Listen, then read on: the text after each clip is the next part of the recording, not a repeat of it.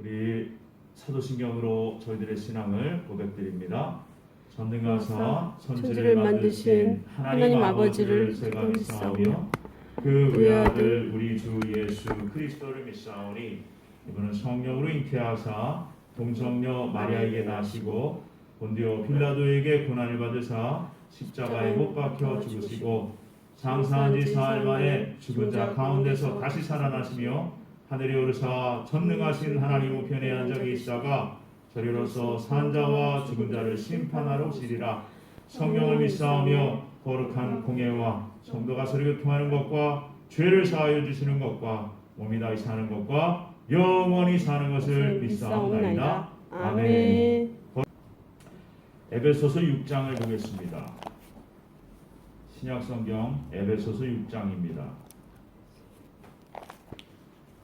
에베소서 6장 10절에서 13절까지 말씀입니다. 에베소서 6장 10절에서 13절까지 말씀. 10절에서 13절까지 우리 합독해 주시면 감사하겠습니다. 시작. 끝으로 너희가 주 안에서와 그 힘의 능력으로 강건하여 지고 마귀의 강제를 능히 대적하기 위하여 하나님의 전신갑주를 입으라. 우리의 실은 혈과 육을 상대하는 것이 아니요 통치자들과 권세들과 이 어둠의 세상 주관자들과 하늘에 있는 악의 영들을 상대함이라. 그러므로 하나님의 전신갑주를 취하라. 이런 악한 날에 너희가 능히 대적하고 모든 일을 행한 위에 서기 위함이라. 아멘. 잠깐 기도합니다. 주님, 생명의 말씀의 주인 되신 주님께서 말씀하여 주시옵소서. 주 성령님께서 친히 저희들에게 들을 귀를 허락하여 주시고 그 말씀이 저희들의 마음에 새겨져서 저희들의 삶에 적용하여 아버지는 그 삶을 통하여서 성령의 열매를 풍성히 맺혀 아버지 하나님께 영광을 돌릴 수 있는 저희들이 되게 도와주시옵소서. 아멘. 이 시간에 주인 되신 예수님의 이름으로 감사하며 기도올렸습니다. 아멘. 할렐루야. 아멘. 말씀이 깨달아지는 은혜가 이 시간 저와 여러분들에게 풍성하게 임하시기를 주님의 이름으로 축원합니다. 아멘. 오늘 말씀을 통해서 제목을 정해봤어요. 3.1절 민족 해방의 날과 영적 전쟁이라는 제목으로 말씀을 전하려고 합니다. 성경에 보면요, 그 성경의 입지전적인 그 인물들은요 다 민족주의자였어요. 나라를 사랑했습니다. 아멘. 또 그 나라를 사랑했을 뿐만이 아니라 민족을 사랑했던 그들을 볼 수가 있어요. 대표적으로 구약의 한 인물을 보자면 모세는 민족 사랑이요 끔찍했습니다. 그 출애굽기 32장 32절에 보면 이제 그들의 곧 이스라엘 백성들의 죄를 사하시옵소서. 그렇지 아니하시오면 원하건대 주께서 기록하신 생명책에서 내 이름을 지워버려 주옵소서. 내가 지옥 가도 좋으니까 아버지 하나님 우리 민족을 용서해 주십시오, 이거예요. 또 바울의 또 민족 사랑이 로마서 9장 3절에 이렇게 기록됩니다. 나의 형제 곧 고륙의 친척을 위하여 내 자신이 저주를 받아 그리스도에게서 끊어질지라도 원하는 바로라. 아멘. 내 자신이 저주를 받을지라도 내 믿음의 형제 우리 이스라엘 백성들은 하나님께 드려지길 원합니다.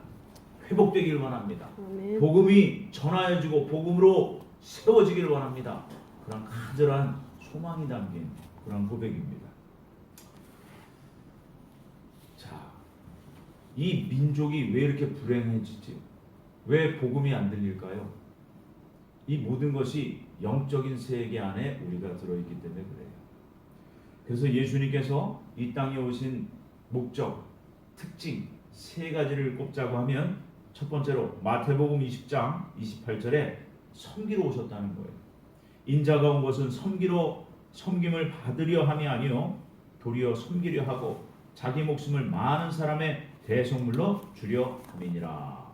아멘. 당신의 생명을 내어드리기 위해서 오셨다는 거예요. 그 정도로 이 세상의 모든 인류를 사랑하셨다는 겁니다. 여러분, 모세가 그랬어요. 그치요? 바울이 그랬어요. 예수님 또한 모든 인류를 구원하시기 위해서 당신의 생명을 내어주러 오셨다고 말씀하고 있는 겁니다. 아멘. 두 번째로 예수님이 오신 목적, 죄인을 구원하러 오셨다는 거예요. 누가복음 5장 31절에서 32절에 보면 예수님께서 대답하여 이르시되 건강한 자에게는 의사가 쓸데없고 병든 자에게라 쓸데있나니 내가 의인을 부르러 온 것이 아니요 죄인을 불러 회개시키러 왔노라. 아멘. 복음이 전달이 되면 그 복음을 통해서 내가 죄인이라는 것을 깨닫게 되고 동의하게 돼요. 그 다음에 성령의 역사로 말미암아 회개케 되는 겁니다. 그 일을 하러 오셨다는 거예요. 죄인을 불러서 회개시키러 오셨다라고 말씀하신 거죠. 아멘. 세 번째로 주님이 오신 목적, 마귀를 멸하러 오셨다는 거예요. 마귀. 요한일서 3장 8절에 보면 죄를 짓는 자는 마귀에게 속하나니 마귀는 처음부터 범죄합니다. 하나님의 아들이 나타나신 것은 마귀의 일을 멸하러 하심이라. 아멘. 마귀의 일을 멸하러 오셨다는 거예요. 오늘 우리가 읽은 본문 에베소서 6장 10절에서 13절 말씀은 곧 주님을 따르는 성도들의 신앙생활이 사탄과의 영적 전쟁이라는 것을 우리가 알아야 된다는 거예요. 그래서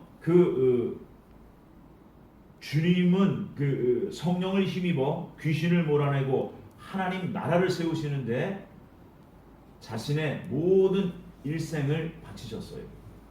예수님을 따르는 성도 또한 주님과 함께 사탄의 지배하는 지금 이 세상을 몰아내야 됩니다. 그래서 우리가 예수님을 믿는 자들은 항상 오른쪽으로 가게 되죠. 오른쪽. 그래서 우파라고 해요. 그치요? 우파. 그래서 우파가 나오는 거예요. 이게 사실 기독교의 뿌리가 있는 겁니다. 그래서 오른쪽. 그치요? 반대는 좌쪽이에요. 좌파. 그래서 우파가 오른쪽이에요. 하나님 말씀의 근간에서 우파가 생겨난 겁니다. 근데 우파가 많이 변질됐지요. 탐욕스러워졌다는 거죠. 그래서 이것도 문제, 저것도 문제. 그래서 예수님이 개입하지 않으시면 새롭게 될 수가 없어요.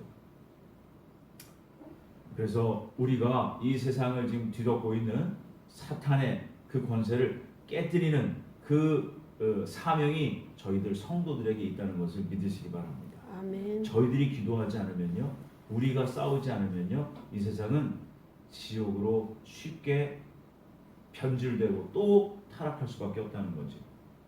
그래서 성도는요, 영적 전쟁에서 승리하기 위해서는 영적으로 항상 민감해야 돼요. 아멘. 그런데 말처럼 쉽지 않습니다. 왜 그렇습니까?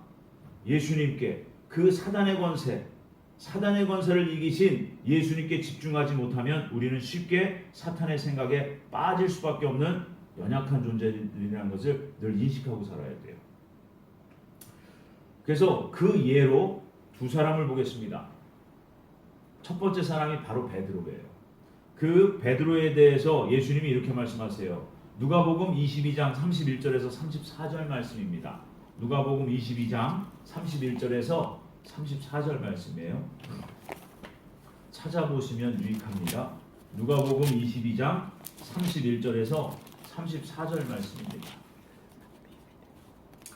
우리 함께 찾으셨으면 함께 읽어볼까요? 시작. 시몬아 보라 사탄이 너희를 밀가 부르듯 하려고 요구하였으나 그러나 내가 너를 위하여 내 믿음이 떨어지지 않기를 기도하였노니 너는 돌이킨 후에 내 형제를 굳게 하라. 그가 말하되 주여 내가 주와 함께 오게도 죽는 데에도 가기를 각오하였나이다. 이르시되 베드로야 내가 내게 말하노니 오늘 가불기 전에 내가 3번 나를 모른다고 부인하리라 하시니라. 아멘. 아멘. 베드로는 주님께서 베드로의 믿음 잃지 않기를 위해 기도하셨다고 말씀하신 부분을요 귀 기울여 듣지 않았어요. 여러분 이 대목에서요 대단히 중요한 영적인 원리가 나옵니다. 이 예수님이 베드로를 위해서 내가 너를 위해서 기도했다. 근데 무엇을 위해서 기도했어요? 믿음이 떨어지지 않도록. 그지요? 믿음이 떨어지지 않도록 내가 기도했다 라고 얘기하세요. 그치요? 그런데 왜 기도하셨어요? 사탄이요 예수님에게 요구했다는 거예요. 밀을 까듯이 베드로를 데리고 베드로를 영적으로 믿음에서 실족시키고 영적으로 타락시키기 위해서 사탄이 예수님에게 요구했다는 거예요. 그런데 이 말씀을 자세히 보시면 예수님이 사탄아 물러가라 하지 않았어요. 그치요? 사탄의 그 요구를 내가 기도로 거절했다 이런 말씀을 하신 게 아니에요. 그치요? 믿음이 떨어지지 않기를 위해서 기도했다라고 말씀합니다. 그런데 베드로는 그 예수님의 말씀에 집중하지 않아요. 그것이 얼마나 중요한 말씀인지를 베드로는 모릅니다. 그래서 엉뚱한 말을 해요. 주여 내가 주와 함께 오게도 감옥에도 가고 주님께서 죽는 자리에 가면 저도 죽을 자리에 함께 가겠습니다. 이렇게 얘기하는 거예요. 그렇죠? 네. 엉뚱한 얘기를 해요. 이게 바로 뭐냐? 자기의라는 거예요. 자기의. 곧 예수님께 자기를 돋보이고 싶은 거예요. 여러분 신앙생활 아무리 잘한다 해도요 반드시 꺾어지고 쓰러지고 실족하고 실패합니다. 왜 이렇게 되는 줄 아십니까? 우리 스스로는 할 수가 없어요.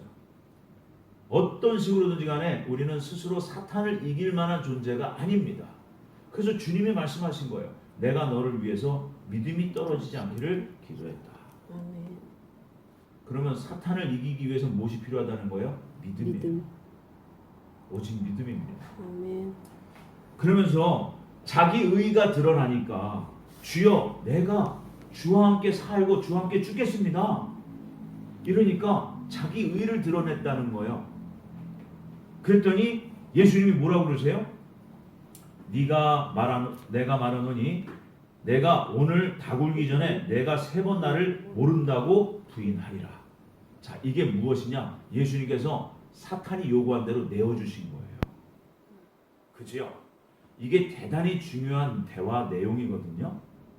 여기에서 베드로가 예수님이 하신 말귀를 알아들었다면 겸손해지고 더욱 주님 앞에 낮아졌어야 돼요. 그런데 자기 의를 드러내요. 살아도 죽고 살아도 함께 살고 죽어도 함께 죽겠습니다. 자기 의라는 거예요. 제가 이 정도로 예수님 사랑하고 예수님 제가 절대적으로 믿어요. 자기 자랑을 합니다.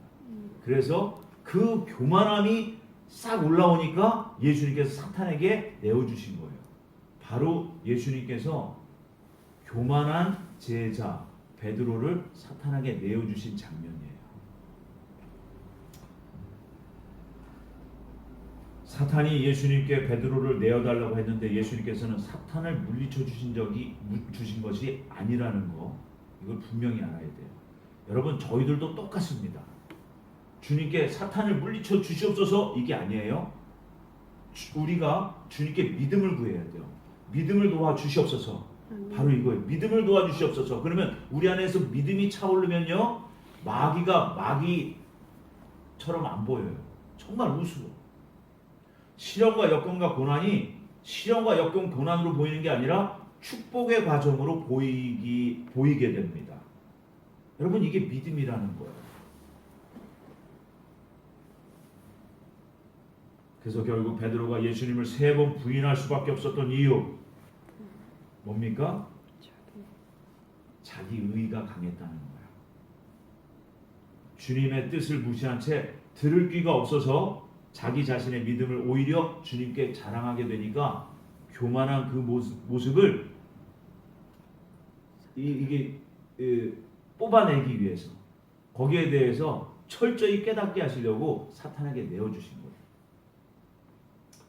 여러분 성경에서 주님이 하신 말씀들 중에 귀 있는 자는 성령이 하신 말씀을 들을지어다, 이 말씀이 제일 많이 나오는 성경이 어딘 줄 아십니까? 요한계시록이에요. 요한계시록에 자그마치 8번 나옵니다. 귀 있는 자는 들으라, 성령이 하신 말씀을 들으라. 아멘. 그런데 그 말씀을 깨닫지 못하면 뭐가 되는 거예요? 주님이 하신 말씀을 못 알아듣는 거예요. 그지요? 바로 그거예요. 주님이 하신 말씀의 뜻을, 의미를 우리가 잘 깨달아 알아야 되는 줄 믿습니다. 아멘. 베드로는 주님의 말씀을 들을 귀가 없어서 마귀의 세력에 속게 됩니다. 주님께서 도와주시지 아니하시면 우리 인간은요, 허수아비예요. 꼭두각시예요. 예수님은 제자에게 먼저 말씀하셨지만 우리는 잊어버리고 내 생각만 해요. 내 계산만 하면서 딴 길로 갈 수밖에 없는 그러한 존재라는 거예요. 여러분, 이것을 인정하셔야 돼요. 그래서 첫째도 겸손, 둘째도 겸손, 주님 앞에 바짝 엎드려야 된다는 거예요. 아멘. 우리가 연약한 존재라는 것을 인정하고 날마다 순간순간마다 주님 저를 불쌍히 여겨 주시옵소서. 아멘. 이렇게 고백하는 저희들 되길 원합니다. 실수와 실패를 당할지라도 항상 겸손하게 회개합당한 삶을 사셔야 합니다. 아멘. 그래야 승리하는 삶이에요. 예수님에게는 그 마귀에게 미혹당한 다른 또 한 제자가 있었지요. 바로 가룟 유다예요.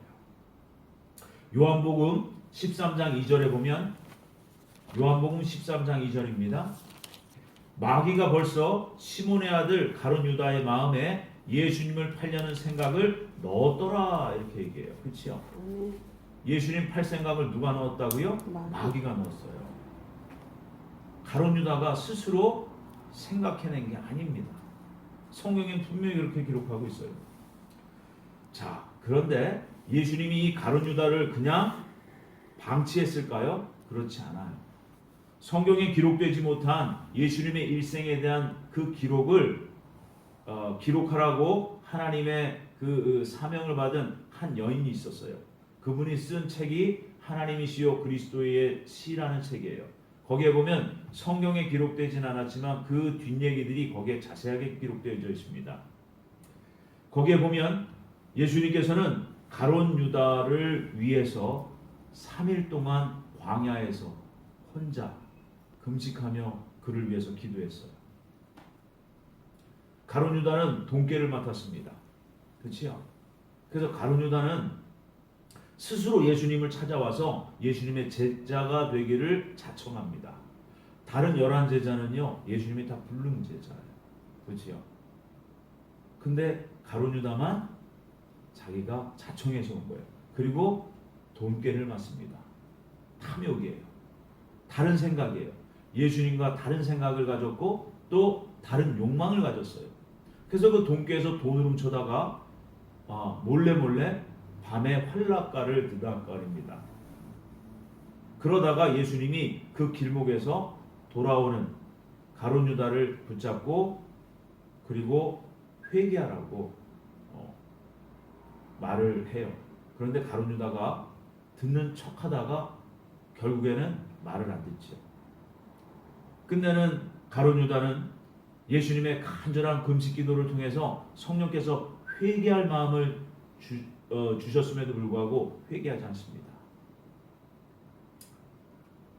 주님은 마태복음 12장 32절에 이렇게 말씀하세요. 누구든지 말로 인자를 거역하면 사하심을 얻되 누구든지 말로 성령을 거역하면 이 세상과 오는 세상에서도 사하심을 얻지 못하리라. 주님이 금식하며 기도하신 것은 회개케 해달라고 아버지 하나님께 기도한 거예요. 회개는 누가 와야 돼요? 성령께서 오셔야 돼요. 바로 성령을 거절한 거예요. 그 성령의 감동을 거부한 그 가룟 유다는 아주 비참한 결과를 맞습니다. 그 말씀이 요한복음 13장 26절 27절 말씀이에요. 요한복음 13장 26절 27절입니다. 예수님께서 대답하시되 내가 떡 한 조각을 적셔다 주는 자가 그니라 하시고 그 한 조각을 적셔서 가롯 시몬의 아들 유다에게 주느니 조각을 받은 후 사탄이 그 속에 들어간지라. 그러면서 예수님께서 유다에게 이르시되 내가 하를 일을 속히 하라. 그때 사단이 들어갔다라는 거예요. 여러분, 우리가 예수님의 말씀에 늘 귀 기울이고 예수님 말씀 안에서 우리가 인생의 어려운 해결책을 찾고 우리 인생의 발걸음을 인도하실 발걸음을 말씀 가운데 찾으셔야 돼요. 아멘. 오직 말씀이에요. 아멘. 말씀 안에 모든 것이 다 들었습니다. 아멘. 그런데 결국 주님의 말씀을 거절한 그 가룟 유다는 마지막에 사탄이 합일이 되고 말아요. 베드로와 가룟 유다의 경우를 우리가 성경에서 보았듯이 성도의 신앙생활의 가장 중요한 핵심이 뭐예요? 사실 배후에서 우리를 생각을 넣어주고 우리를 미혹하고 이러한 사단과의 전쟁이 가장 중요하다는 거예요. 그래서 이 사단과의 영적 전쟁에서 승리하려면 항상 성령님과 함께하는 삶을 사셔야 돼요. 아멘. 주님께서 성령을 힘입어 귀신을 쫓아내셨던 것처럼 저희들도 또한 성령을 힘입어야 돼요. 아멘. 그래서 로마서 14장 17절에 보면 하나님의 나라는 오직 성령 안에서 의와 평강과 희락이다라고 로마서 14장 17절에 말씀하고 있어요. 아멘. 하나님 나라는 성령 안에서예요. 성령 안에서. 여러분, 그래서 우리가 기도할 때도 예수님이라고 이름은 부르지만 성령님을 구하셔야 돼요. 아멘. 바로 하나님께서 우리에게 주시는 그 영적 선물이 바로 성령님이세요. 아멘. 하나님 당신 자신이세요. 성령으로 우리가 충만하면요, 죄질 생각이 적어집니다. 또 허물이, 또 우리의 죄악이 날마다 발견되고 회개에 합당한 삶을 살아낼 수 있는 것이 바로 성령의 충만한 삶이에요. 아멘. 성령이 충만하셔야 돼요. 그 플러 신학 때에 거기 교수의 유명한 피터 와그너 박사라는 분이 계세요. 책도 참 많이 쓰신 신학자십니다. 근데 이분이 지식적인 예수님을 믿어요. 지식적인 예수. 그러다가 이분이 평소에 편두통이 이렇게 심했어요. 편두통이. 그런데 어느 날은 갑자기 내가 기도하지 않아서 혹시 사단이 나를 공격하는 건 아닌가? 이런 생각을 하게 돼요. 그래서 예수님의 이름으로 명하노니 편두통을 가져다주는 사탄아 물러갈지어다. 이것을 하려고 그러는데 자신의 부인이 옆에 있었던 거예요. 그러니까 부인 앞에서 그렇게 하려니까 부인이 질타를 할 것 같았다는 거예요. 아니, 교수님 시기나 돼서 그런 걸 해요? 이게 지금 이상한 거예요. 그렇죠? 이분이 신학자예요. 예수님의 말씀을 연구하고 그 말씀을 신학생들에게 전달하는 목사님이면서 신학자예요. 그런데 사탄아, 나에게 가져다주는 이 편두통, 사탄이 가져다주는 편두통, 예수님의 이름으로 명하노니 물러갈지어다. 이걸 못한 거예요. 이걸 못했어. 그래가지고 고민하다가 그것이 부인 모르게 샤워실에 들어가서 물을 틀어놓고 거기에서 했대요. 거기서. 그러면서 이분이 그 편두통이 낫는 그런 경험을 하게 됩니다. 여러분, 두려워하지 마세요. 아멘. 시련을 어려워하지 마세요. 감당하지 못할 시험 주시지 않습니다. 아멘. 여러분, 오늘 말씀을 보면요, 에베소서 6장 10절에서 13절 말씀에 거기에 네 종류가 나오죠. 네 종류. 그런데 세 종류는 눈에 보이는 종류고 한 종류는 눈에 보이지 않는 종류예요. 그지요? 거기에 보면 영적 싸움의 대상에 대해서 말씀하고 있어요. 12절에 보면 우리의 씨름은 혈과 육을 상대하는 것이 아니요 통치자들과 권세들과 어둠의 세상 주관자들과 하늘에 있는 악의 영들이라. 앞에 세 종류는 보이는 사람이에요. 사람. 그런데 이들이 어떤 주권과 권세를 갖고 있습니까? 통치 권세를 갖고 있다는 거예요. 세상 권력을 가진 대통령들, 왕들, 위정자들을 얘기하는 거예요. 위정자, 그들을 통치자들이라고 해요. 그리고 그 다음에 권세들이다, 이렇게 권세들, 소버린 파워라고 합니다. 자, 이들이 실제적인 세상을 움직이는 자들이에요. 뒤에서 아주 영향력이 있는 세상의 인물들이죠. 그리고 그 뒤에 또 다른 존재가 있는데 이들은 어둠의 세상 주관자들이다. 그 원어 성경에 보면 사탄을 숭배하는 제사장급들이에요. 사탄 숭배자들이고 제사장급들. 이들 위에 누가 있어요? 이들의 신이 있어요. 그들의 신이 누굽니까? 하늘에 있는 악의 영들이라는 거예요. 공중 권세 잡은 자들이라는 거예요. 여러분, 마귀라는 그 단어는요, 그 사단 마귀는 같은 단어고 또 의미가 같아요. 참소자, 회방자, 고소자라는 뜻이 있습니다. 남의 허물과 죄를 들추어서 참소하고 음해하고 고소하는 일을 해요. 누구에게 고소할까요? 하나님께 고소하는 일을 해요. 하나님께. 그래서 욥기서를 자세히 보시면요, 하나님 보좌 앞에 사단이 세상을 두루 돌아다니다가 욥에 대해서 고소하죠. 그렇죠? 그래서 그 이름의 의미가 고소자라는 의미예요. 참소자라는 의미예요. 회방한다는 거예요. 하나님께 가는 길을 막고 있는 자라는 겁니다. 또 귀신이라고 이제 마귀, 사단, 귀신 다 같은 종류인데 귀신이 하는 역할이 또 틀려요. 귀신은 미혹하는 자예요. 미혹하는 영, 유혹하는 영이라는 뜻입니다. 그래서 사람을 눈에 보기에 좋은 것, 재미있고 육체 짜릿하고 쾌락적인 것들을 그런 것들로 유혹하고 범죄하고 타락시키는 일을 하게 합니다.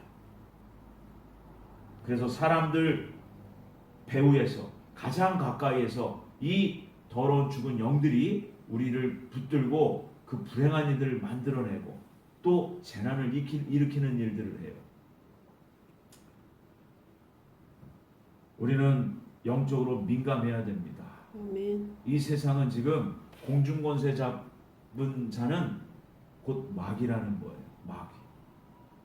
그래서 세상은 점점 통치자들이요, 어둠의 영의 지배 받을 수밖에 없어요.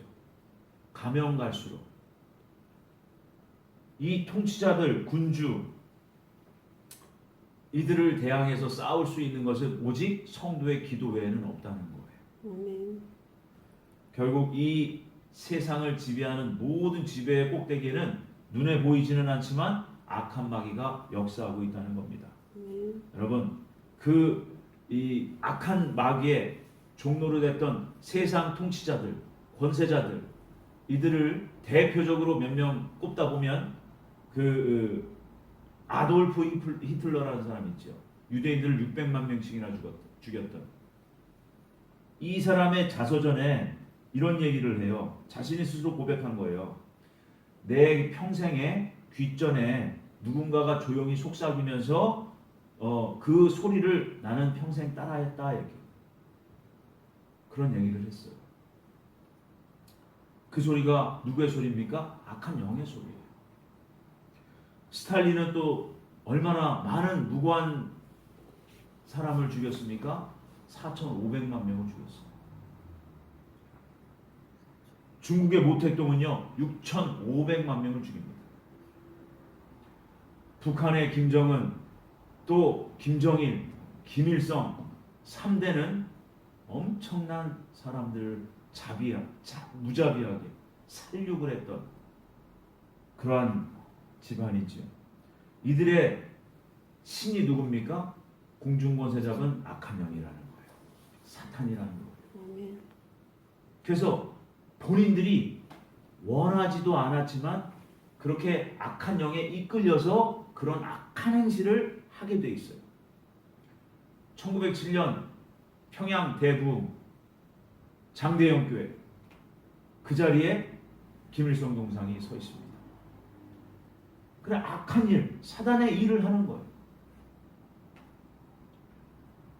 하나님의 손에 붙잡혀 하나님 뜻대로 나라를 다스리는 선한 지도자가 세워지도록 저희들은 기도해야 될 의무가 있는 거예요. 아멘. 의무가. 혈기로 하면 안 돼요.